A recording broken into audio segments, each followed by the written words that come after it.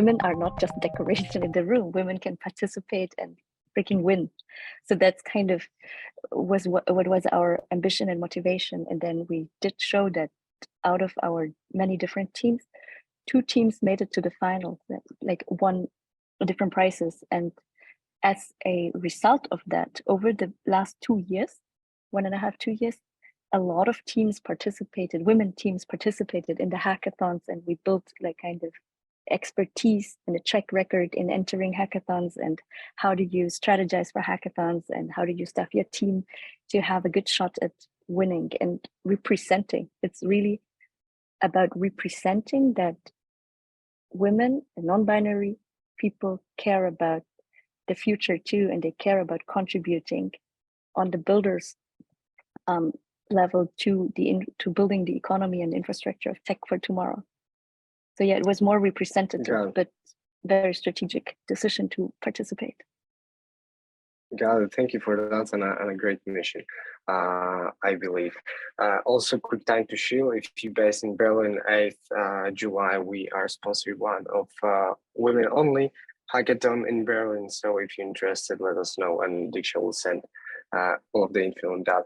Cool, and the next one gonna be about the plan and strategy before starting. So you had any before coming to East Denver, or did you just adapt as you progressed? And also this question includes like the area of team formation. So how the process looked like and how you collaborated with your teammates during the hackathon, and if the team formed before or during the hackathon. Yeah, I think over time, over the past years, we developed a little bit of best practices around, right? So what is good hackathon preparation? Typically, you can look on the website, which companies will be there, who is sponsoring. Sometimes already, sometime ahead of the competition, there are tracks and prices, and you can see where can you earn how much in terms of prices. So you can strategize on, well, what kind of challenges do we want to participate in? What kind of skills do we need in order to solve that little challenges that are there? And think about what might be a solution area already ahead of time. If there's information available, and sometimes you can go backwards and see who are the sponsors of the hackathon. Typically the challenges themselves, sometimes there are track challenges, sometimes there's just bounties where you deploy some kind of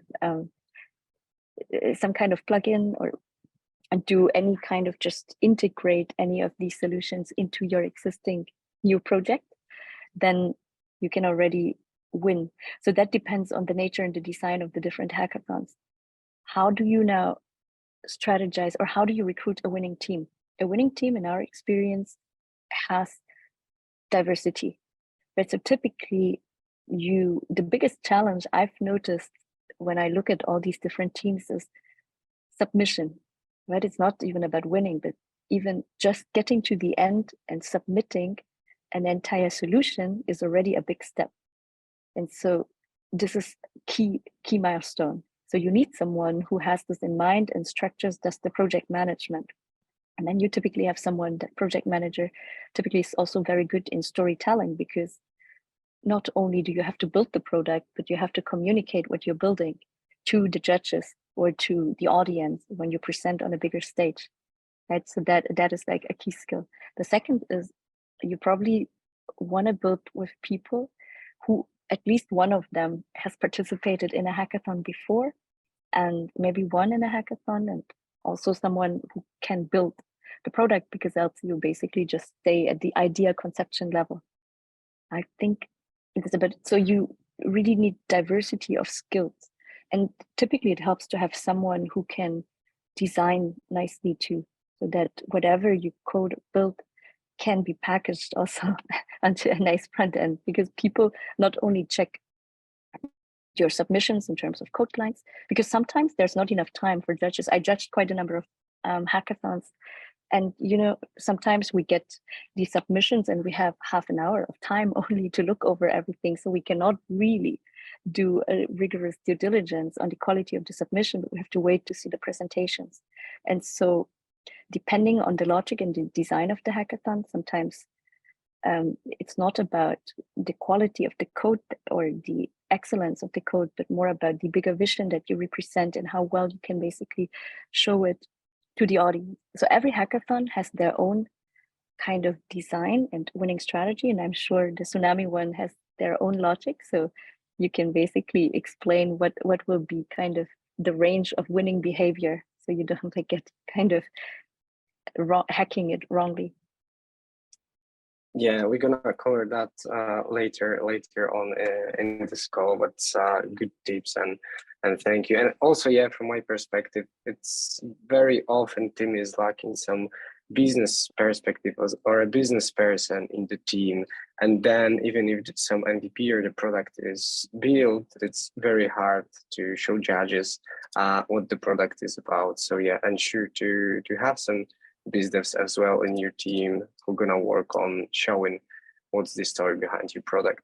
And then you mentioned project management, that it also plays a very big role during the hack, especially while hackers got really small amount of time to manage and to build. So were there any specific tools or frameworks that you found particularly useful during your hackathons, and how you manage your time effectively when you got not enough of it? Okay, so if there were 100% of time allocated between kind of start of the hackathon and then basically the submission, I think about 20% I would invest into scoping, kind of really discuss and get feedback on the idea, and then get everyone on board who needs to be on board in order to build what you want to build. Sorry? Then I think about 40% on building. So that's like about 60%. 20% I would actually use in testing and presenting, building, because what you want to do is build end to end, like already finish long time with whatever workable version and present it to people, already pitch, try, get feedback from outside so that you can have time for iteration. A lot of times teams build something and then before submission, they notice something is not working and they don't have enough time to fix it. So they cannot really submit, nothing is deployed. So that you should do early, and then really at the end, pitch presentation. So there should be enough time, just for hearing what is happening in the team, for kind of team building, team well-being initiatives. It sounds a bit fluffy, but high performing teams need to like each other, have fun, kind of take care of each other and go on the learning journey together. So that should not be underestimated, because else everybody's like building somewhere and nobody talks to each other, and at the end the different pieces don't come together very well. All right, and I believe that according to the previous question, Ahmed wanted to follow up, and the question is, how can you get committed high quality coders without initial funding? And as I understand, he tried some internships providers before, but it wasn't very successful. Ahmed, if you would like to come and maybe tell more about your question, you're welcome. Thank you, Peter. I had this idea about a startup utility for a blockchain, like for a couple of years. And without initial funding, I tried to find committed coders who can work with me on the project until we have a viable product that we can get funding for. I tried several services that provide internships from India and another one from around like a global one, but both did not get me the type of coders that I was looking for. I wanted someone who's committed and who accept to work, like without being paid until we managed to get the funding. I couldn't find that up till this moment. Yeah, maybe let me answer here about the specialty of also our platform. maybe a little different from, what other hackathons do, is that we would love to see some of these projects obviously to last longer than the hackathon. Usually in hackathons, we have seen studies that almost 100% of these projects are dead after 6 months. And that is obviously a pity, because we believe that it's a hotbed of innovation, that there's so much potential, because it's a lot of great ideas, great people coming together, building and developing projects. And what you can do on the platform is you can immediately tokenize your project from day one on.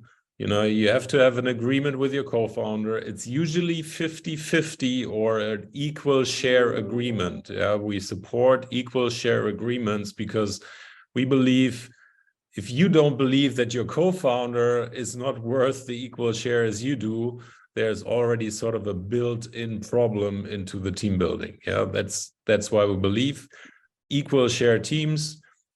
Then you have your tokens, and then we will also provide you with technical freelancers, with designers, with other freelancers on the platform, with advisors that you can pay with your tokens and use your sort of tokens of your project as a currency and develop it further. That's the whole idea of it.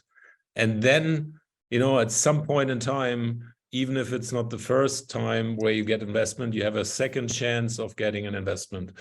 Sorry, Yip, for interfering here, but I just wanted to make that clear, because we see exactly this problem with venture building and wanted to solve this in a completely new way. Wow, it sounds quite innovative. I haven't heard of anything like this. Typically in the bigger hackathons, you, at the end, when you submit, you also need to say who gets how much of the prize money, right? Because sometimes you just meet the team on site, you don't know each other, but 24 hours later, you might have won $20,000. How would you split that? And then people typically ask to split up front already. But sometimes the hackathon organizers don't ask, and then there are many cases of dispute resolution because team members don't feel treated fairly. And in the bull markets of Web3, it was quite feasible to win a lot of money. So yeah, these things, I love that you have already thought about it structurally and set up for long-term success. Yeah, and hopefully next bull market is just around the corner. Also, I see a few takes in the chat, so please check them. And yeah, later on we gonna cover founders and how it works once again. So don't worry about that. But going back to like all of the hackathons things and your perspective, the next question gonna be around mentors and how do you think hackers should utilize them? Is it a big help to get in touch with some mentors, or from your perspective, you rather always just was focused on the product and got no time to talk to some external people to have a look and give you some other view on what you build? It really, I think, depends on your learning target, what you want out of the hackathon. Like, if you want to get out of the hackathon and have a good network and have exposed yourself to as many potential partners and investors as possible, then the ones who are responsible for the business and project management of the team are actually the ones responsible for using the opportunity of meeting these dedicated mentors on site or online, and building the relationships, right? Because if your goal is not just to play and win that hackathon one time, but get funding for your project, then the more business cards and personal meetings you've had, the better. And these people typically also care about giving you good feedback, because they're like, okay, maybe something comes out of it and we can have a call up. So that's why one of the reasons it makes a lot of sense to go to big hackathons with good mentors, because it's like the most efficient way of networking. Then, of course, on the technical side, it also helps to have good connections and ask these mentors for feedback, because you can save a lot of time. If, for example, you do, I don't know, in Web3, a lot of times it's about some kind of wallet integration or any kind of NFT marketplace. Then if you can ask the technical mentors what works, what doesn't work, then you might save like 4-6 hours of doing the wrong things because they know what is there. And sometimes, at least in Web3, I don't know much about how the AI tech stack and documentation looks like, but in Web3, most of the newer products are not documented so well yet because there had not been technical documentation done yet. It's too new. And then you don't find anything, and instead of fooling around too much, better ask the people who have built these things, because most likely they are there as a mentor for you. All right, got it. And then what would be your final learnings from Eve Denver and all of the other hackathons, and some tips for all of the participants, how to stand out from other people around there during the hackathon? So number one, submit. I think that's the most important thing. Like it sounds so stupid to say, yeah, you have to submit, but many teams don't get to submission because they don't agree on what's the scope and don't get to finish whatever they wanted to build, right? So better done than perfect. I think that's my number one advice. And then the second advice is be clear about what you want out of that hackathon, because you invest, I don't know, a few days and maybe sometimes weeks of your precious lifetime. And it makes sense to know, like, I'm investing this. Why am I investing this? Is it because I want to meet my future co-founders? Is it because I want to hire my tech team and I'm hoping to find them there? Is it because I want to get investment? Is it because I want to close a strategic partnership? Strategize a little bit upfront and then see how you best leverage your time on site. But there's different strategies to play. And the third one is really just play.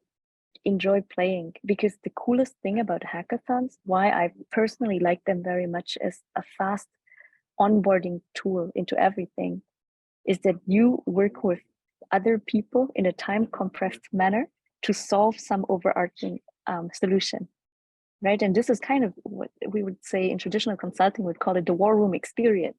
For really a short time, you're like you against the rest of the world. And that's quite exciting. And that's where you really learn fast and build connections that might last for a lifetime. Who knows? So that's my 3 things. Great.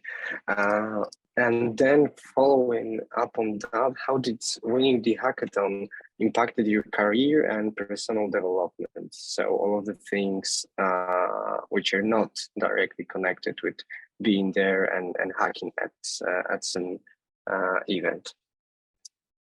You know, for me personally, I was so amazed by how many lives we've changed from women, because I care about women and participation, right? So that's like my bigger mission.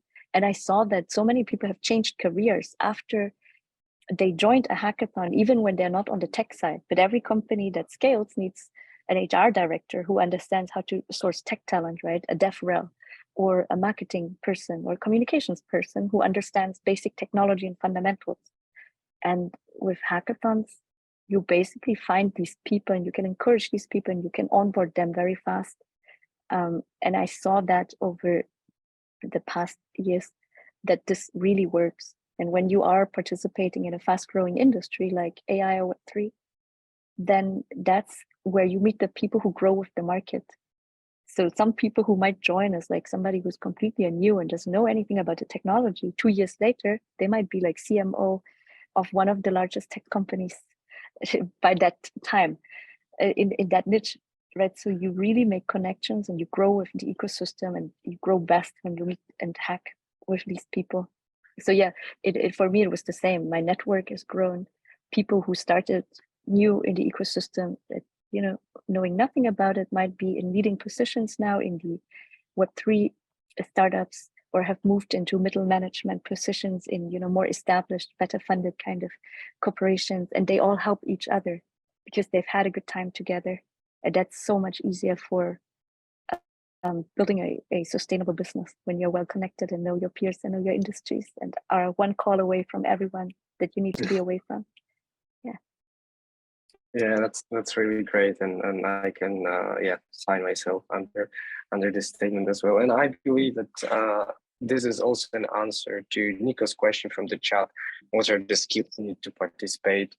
at hackathons. So as we heard, I think like any skills are needed because to build the product, all of the like spectrum of diversity is needed. So from marketing to being a developer. Great. And then the last question gonna be around topic which occurs at the end of the hackathon. So the judging phase. So how did you handle the presentation time and tips for pitching your project during the hackathon?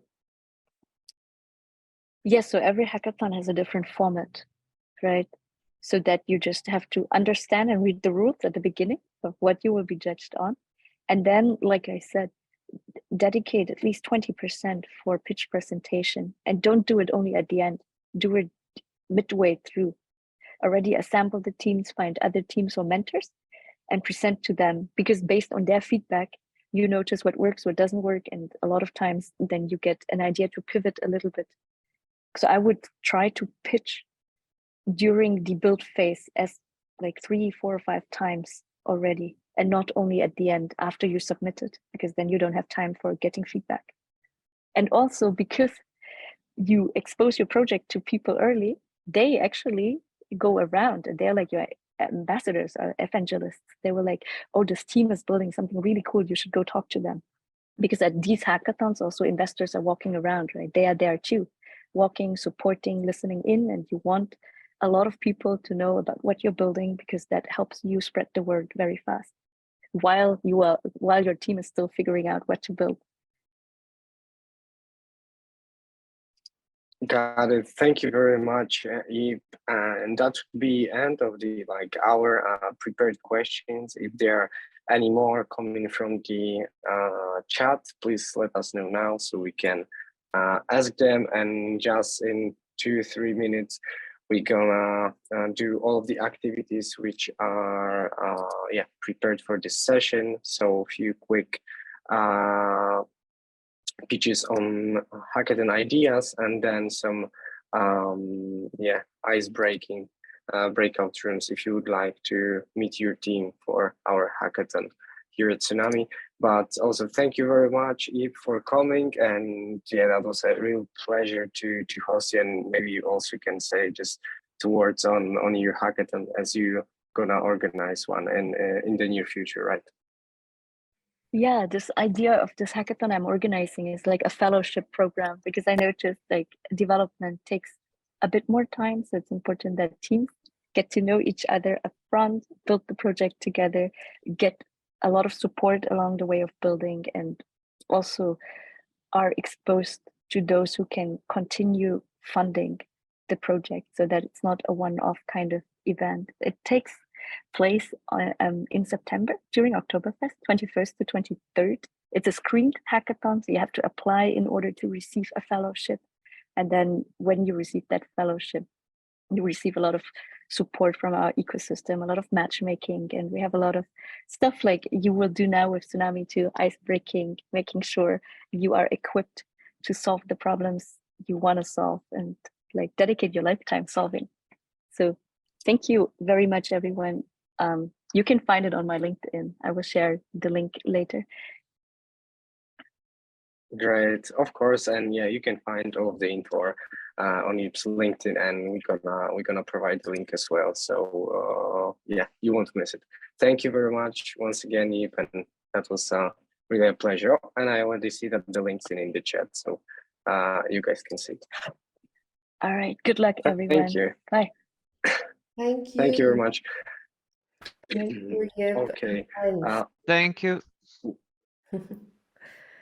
Yeah, great. Then a few more things are prepared for the session. So we really love that all of you came here, and yeah, could also listen to Yip. And now we got a few things around upcoming Tsunami Hackathon, which gonna happen on 14th July. It's gonna be fully online, as Chris said, that we're gonna highlight the most important things around it in a few minutes.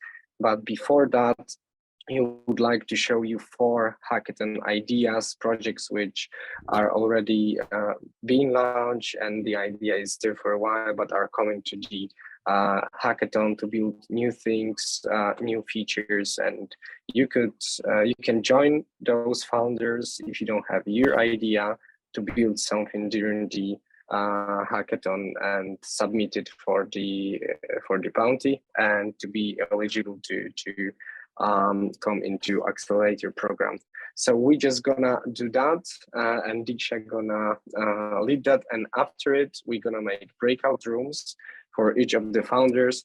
So if you would like to join the idea in hackathon, you can join one of those breakout rooms to get to know each other, the idea, and just build a team. And for those who would like to stay in the main room, so when we are at the moment, we're gonna just have a quick introduction and try to come up with some maybe new ideas and some themes for the upcoming hackathon. So yeah, that would be it, and I'm handling to Diksha.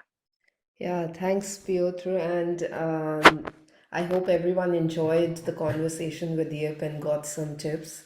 So, as Piotr already mentioned, we have four very quick startup pitches, 3 minutes each. And so I think let's just dive into it and see what these founders have to say. So, first is Muhammad presenting his idea, Avis Agri. Hi, Muhammad. Hi, I'm him. How are you? Yeah, I think you should be able to share your screen. Let me. I'm not allowed to share my screen. Okay, let me quickly. Now maybe you should be able to.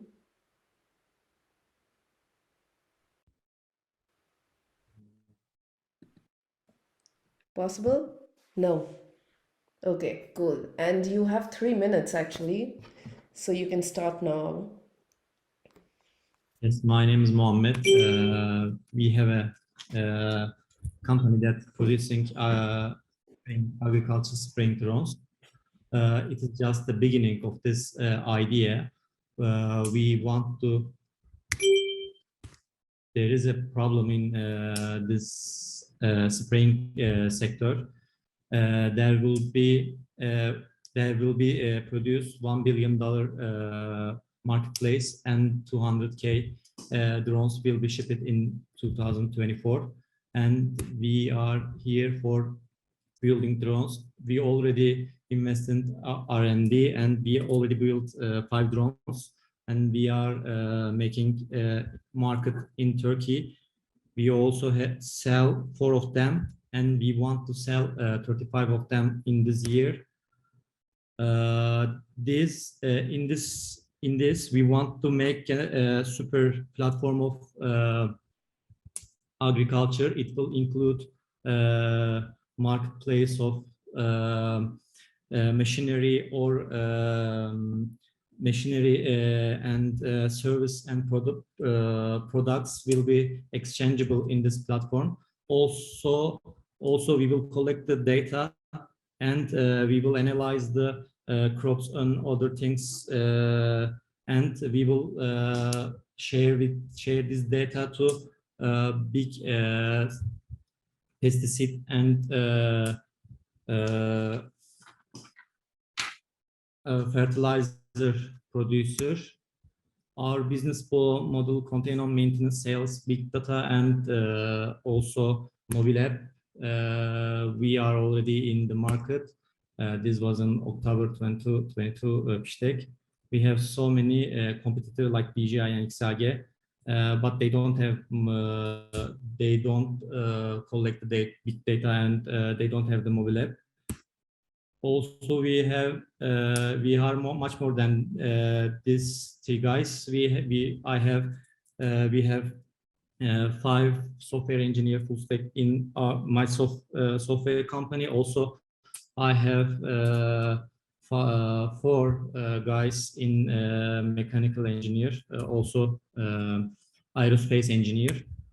We want to sell 35 drones in this year, but we want to accelerate it and our market much more than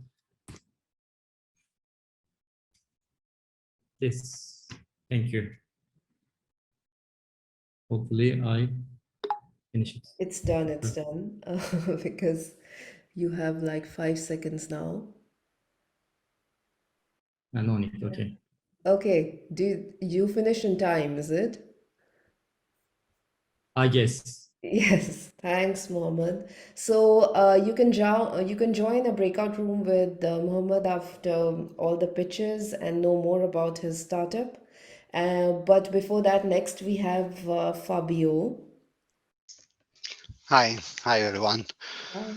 Can you hear me? Yes, we can hear you well. And Very good. Um, anyway, you're good to compliments go. my compliments to Mohammed. I'm not at that stage, so at the moment I'm just trying to give you an idea, an overview of my idea, which needs to be developed. The idea is to develop a minimum viable product that can be put on the market as quickly as possible. So it's an application of artificial intelligence in the accounting industry, which is worth, according to the latest estimates, around 24.4 billion by 2026.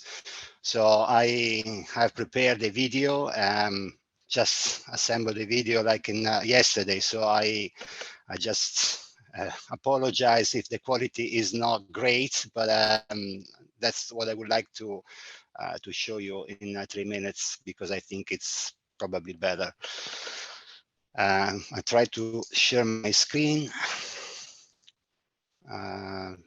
So share. Can you see it? Yes, yes, we Okay. can. All right. Imagine a world where accounting processes are streamlined, errors are minimized, and efficiency is maximized. Introducing a groundbreaking idea that merges cutting-edge OCR technology with the power of AI. Our concept involves developing an ERP system that automates the accounting process from start to finish. Here's how it works. The OCR technology extracts relevant text from a wide range of documents, such as office lease agreements, invoices for fixed assets, and inventory records. This AI engine becomes the analytical powerhouse, performing complex calculations, generating audit trails, and producing accurate tables and journal entries. With the click of a button, the generated journal entries seamlessly integrate into the open-source ERP system, streamlining the entire accounting workflow. The benefits are immense. By automating tedious accounting tasks, our system saves valuable time and minimizes errors. With increased efficiency, businesses can process a high volume of documents swiftly, boosting productivity. The reduction in manual labor leads to significant cost savings, while the precision of AI ensures accurate financial statements. Of course, we understand the challenges that come with such innovation. Data security measures will be implemented to safeguard sensitive financial information. Compliance with accounting and financial regulations will be a top priority, ensuring accurate financial reporting. Additionally, we will provide comprehensive training and support to facilitate a smooth transition for employees. In conclusion, our OCR and AI-powered ERP system for automated accounting processes is poised to disrupt the industry. With the potential to streamline operations, reduce errors, and enhance productivity, this technology presents a tremendous investment opportunity. Thank you for your time, and we look forward to discussing this opportunity further.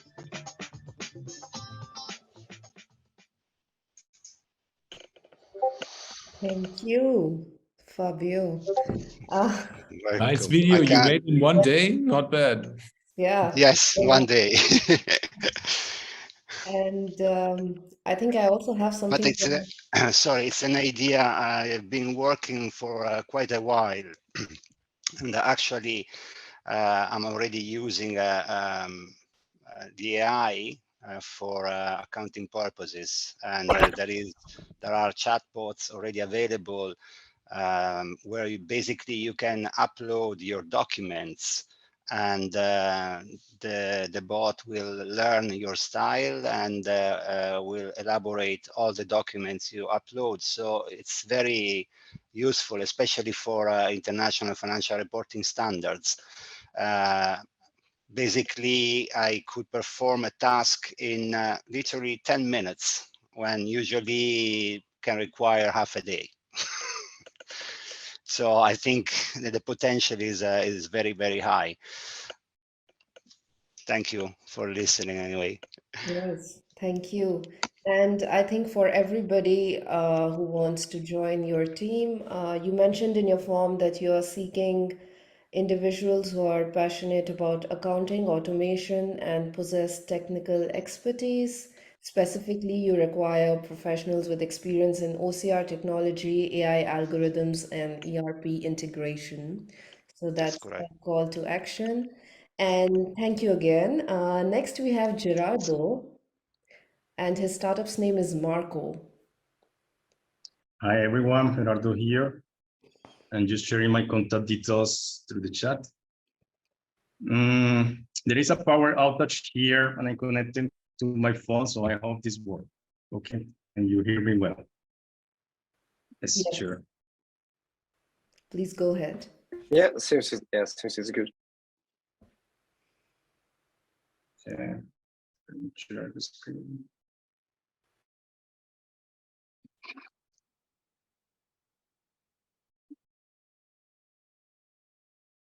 Okay.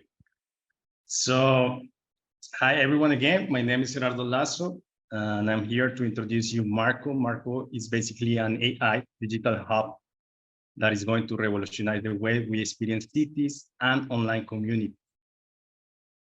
Every day, lots of information, including recommendations of things to do, places to visit, and professional services are shared in online communities. I think we all belong to at least 20 groups or communities in WhatsApp, Facebook, Discord, Slack, Telegram, Meetup, Reddit, and so on. Multiply that by the 3.8 billion users worldwide that belong to an online community. That's a huge number of recommendations being shared and getting lost on these groups. Marco is the first AI community crawler that will gather all those recommendations in a single place by location and interest. So you will never miss anything or have to keep up with any online group or community again.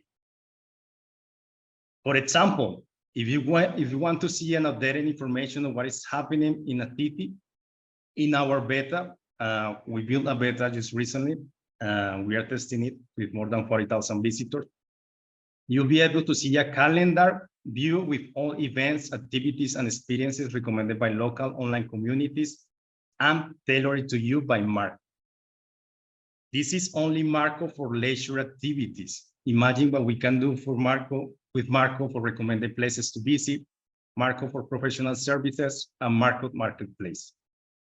No more online information that is not up to date or businesses that are fake or don't exist anymore. But it doesn't stop there. Marco will connect each experience directly with their organizers and make it available for them to start managing their bookings and communities right away from the platform, increasing engagement and sales. Users will not only be able to chat with fellow participants on each event, activity, or experience they book, but also connect with organizers, receive more details, receive exclusive discounts, pre-sale, check into any place to see what is happening there, and make new connections, and also create their own private events. In addition, and this is something great for everyone, users like you will be rewarded. We will reward users for recommending any activity or event from Marco in your own community.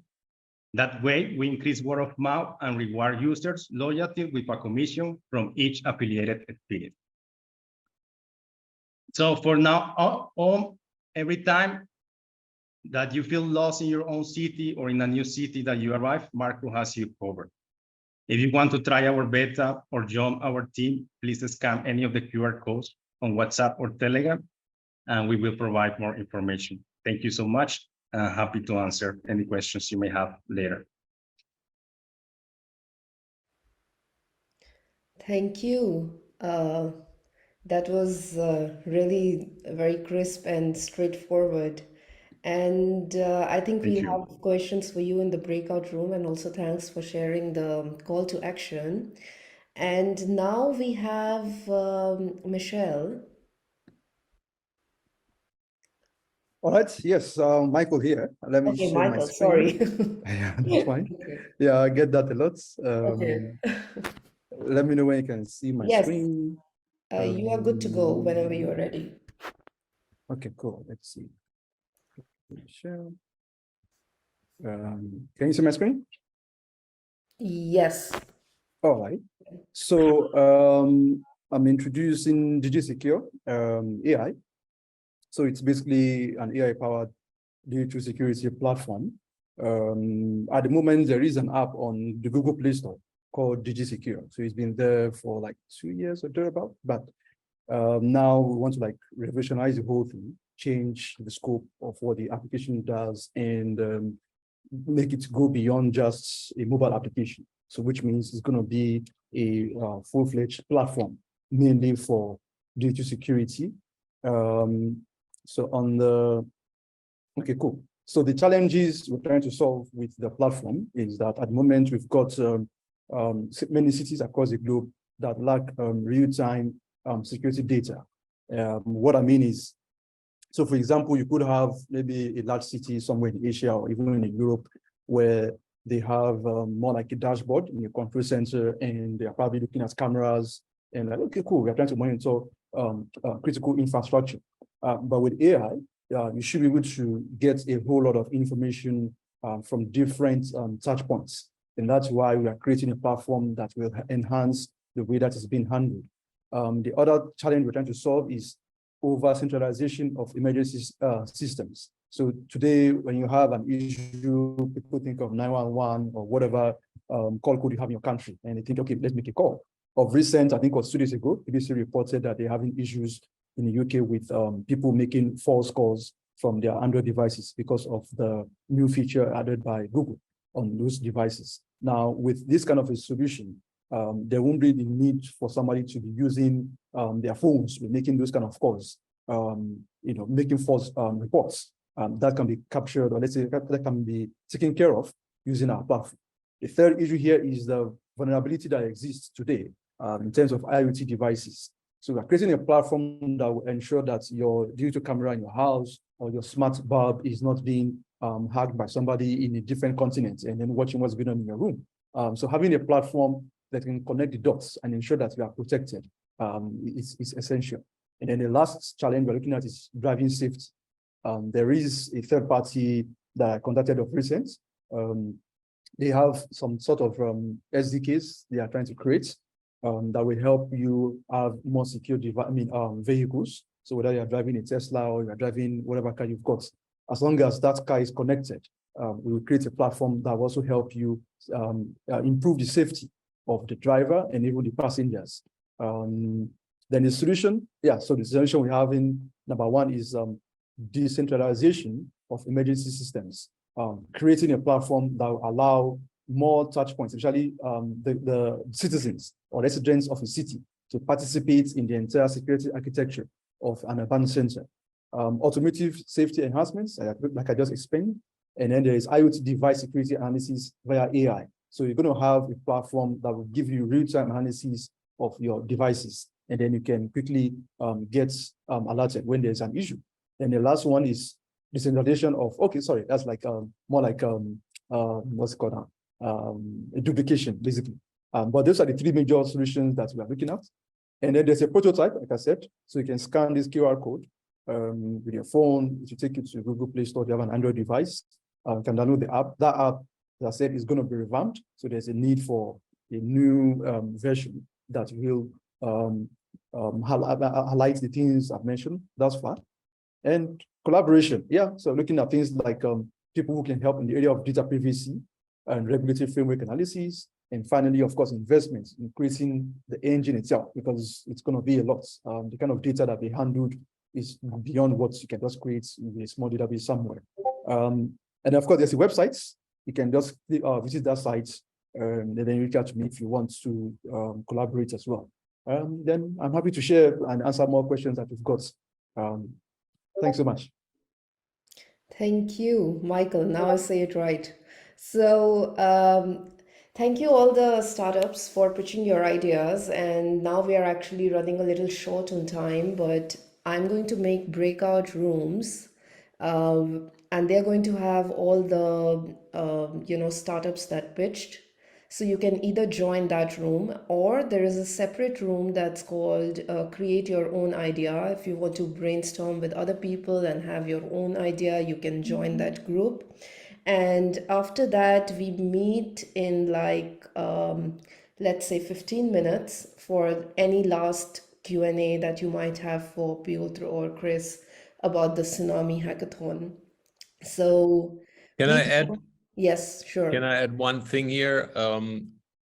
One thing I want to say, I mean, it's about a 4-day hackathon that we're planning here, so I think it's also important that for the project that we've just seen, we somehow describe a project that can be sort of developed. Maybe it's a side project to whatever you have done so far, or an advancement. I think it would be obviously unfair to have projects which have been already developed for a longer period in time to compare it with like a totally new development. Yeah, if you want to contribute in that category, we will also have an open category where we will look at all the projects. That is also available. But please, if you really want to focus on the 4-day hackathons, try to look at a project that can be achieved within a very short time period and can be a slight improvement of whatever there is there outside. Yeah, that's just one thought from my side. Okay, good. So we have room for all. And on that note, I'm going to open the breakout rooms now. We good to go, Chris and Piotr? Yes, so please feel free to share your LinkedIns. I think, today is all about getting connected and seeing whether there is potential in the people here on board. We will also share a link with you to be onboarded to the Founders platform. So there are more potential co-founders available if you're interested. And you can also share your thoughts there, but please feel free to also share your details here.